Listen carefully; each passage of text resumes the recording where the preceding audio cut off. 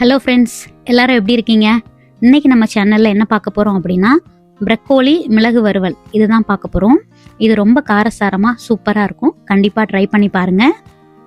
அதுக்கு நம்ம first broccoli எடுத்துட்டு இதை இந்த மாதிரி சின்ன சின்ன பீசஸாக கட் பண்ணி எடுத்துக்கோங்க.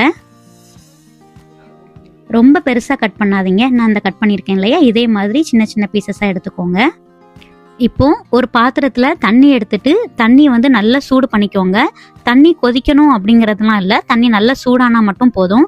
இப்போ நீங்கள் அடுப்பை ஆஃப் பண்ணிக்கோங்க.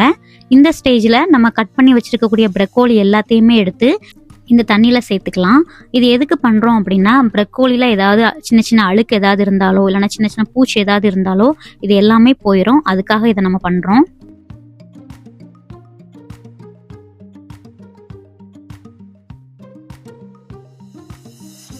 இந்த மாதிரி எல்லா ப்ரக்கோலியும் சேர்த்துட்டு லைட்டாக ஒரு ஸ்பூன் வச்சு நீங்கள் எல்லாத்தையும் மிக்ஸ் ஆகி விட்டுக்கோங்க. இதை அப்படியே ஓரமாக வச்சுக்கோங்க. இப்போ ஒரு பேன் எடுத்துட்டு நம்ம இதுக்கு மசாலா ரெடி பண்ணலாம்.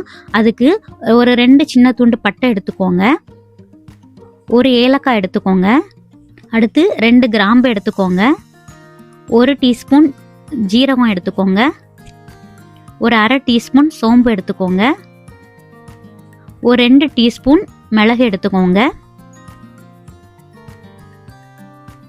இது எல்லாத்தையுமே இப்போ நீங்கள் நல்ல லோ ஃப்ளேமில் நல்லா கிண்டி விட்டுக்கோங்க.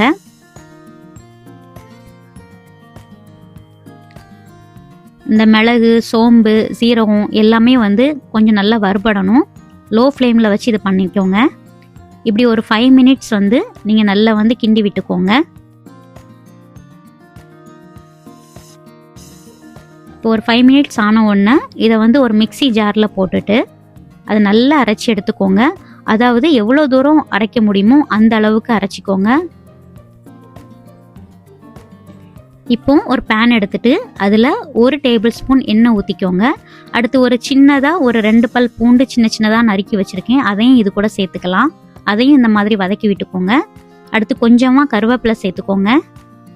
அதையும் இப்போ இது கூட வதக்கி விட்டுட்டு இப்போ ஒரு பெரிய சைஸ் வெங்காயத்தை இந்த மாதிரி பொடி பொடியாக கட் பண்ணி வச்சுக்கிறேன், அதையுமே இது கூட சேர்த்துக்கலாம்.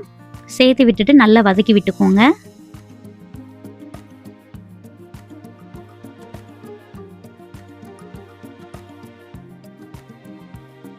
இப்போ இதில் 1 டீஸ்பூன் உப்பு சேர்த்துக்கலாம். இந்த உப்பு வெங்காயத்து கூட சேர்க்கும் போது என்னாகும் அப்படின்னா வெங்காயம் கொஞ்சம் சீக்கிரமாக வதங்கும். அதுக்காக இந்த ஸ்டேஜில் நம்ம உப்பு சேர்த்துக்கிறோம். வெங்காயம் கொஞ்சம் வதங்கின உடனே இதில் ஒரு அரை டீஸ்பூன் இஞ்சி பூண்டு பேஸ்ட்டு சேர்த்துக்கோங்க. அதையும் போட்டுட்டு நல்லா வதக்கி விட்டுக்கோங்க. இது எல்லாமே நல்லா வதங்கினதும் நம்ம அரைச்சி வச்சுருப்போம் இல்லையா மசாலா, அதையுமே இது கூட சேர்த்துக்கலாம். இந்த மசாலாவையும் சேர்த்துட்டு நல்லா வதக்கி விட்டுக்கோங்க. இந்த மாதிரி இப்போ நம்ம கழுவி சுத்தம் பண்ணி வச்சுருந்த ப்ரக்கோலியை இதில் சேர்த்துக்கலாம். அதையுமே இது கூட போட்டுட்டு நல்லா மெதுவாக கிண்டி விட்டுக்கோங்க. இந்த மாதிரி மசாலா எல்லா இடத்துலையும் படுற மாதிரி மெதுவாக கிண்டிக்கோங்க.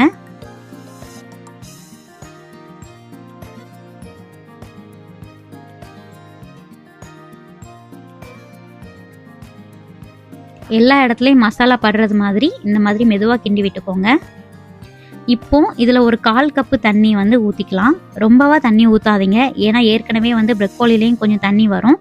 ஸோ அதனால நமக்கு கொஞ்சமாக தண்ணி போதும். இந்த ஸ்டேஜில் நீங்கள் பாத்திரம் போட்டு மூடி போட்டுட்டு ஒரு 10 நிமிஷம் மீடியம் ஃப்ளேமில் வச்சுக்கோங்க.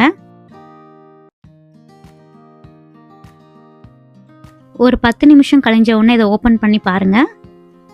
பார்த்துட்டு மறுபடியும் அதை நல்லா கிண்டி விட்டுக்கோங்க. உங்களுக்கு ரொம்ப ட்ரையாக வேணும் அப்படின்னா, கீழே தண்ணி நின்னுது அப்படின்னா ஒரு அடுப்பை ஹை ஃப்ளேமில் வச்சுட்டு ஒரு 2 நிமிஷத்துக்கு அந்த மாதிரி வச்சுக்கோங்க. ஸோ அதில் உள்ள தண்ணி எல்லாமே நமக்கு வற்றி போயிடும். இப்போ நம்மளோட காரசாரமான ப்ரக்கோலி மிளகு வறுவல் ரெடி ஆயிடுச்சு. உங்களுக்கு இந்த வீடியோ பிடிச்சதுன்னா நம்மளோட சேனலுக்கு சப்ஸ்கிரைப் பண்ணிக்கோங்க. இதை நீங்கள் வீட்டில் ட்ரை பண்ணி பார்த்துட்டு உங்களோட ஃபீட்பேக் நமக்கு கமெண்ட் பண்ணுங்கள். தேங்க்யூ, பாய்.